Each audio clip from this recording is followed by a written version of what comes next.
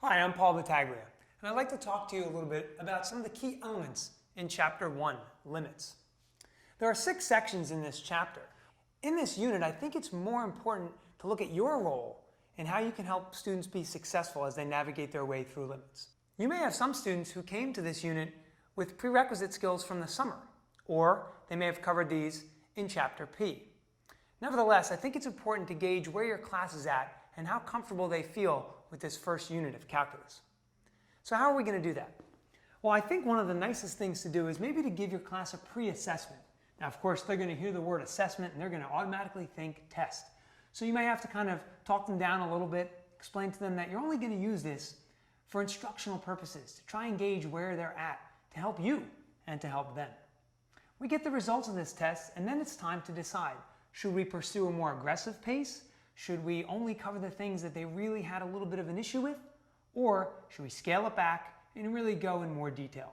Those are things that only you can decide. So take the time to assess your students accordingly.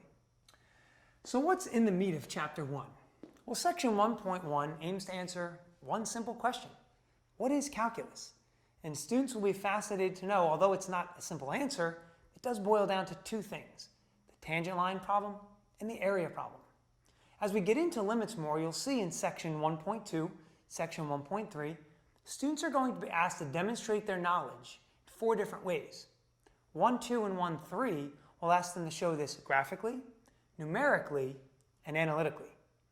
In Section 1.4, when we stumble upon continuity, that's when they really will have to start to understand how to demonstrate what they know verbally.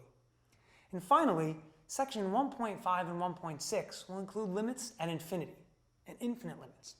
And in these cases, this might be a presentation you're not used to, but we feel that it aggregates all the concepts in one place, so there's a nice smooth flow through the material for students. I hope these tips have been helpful.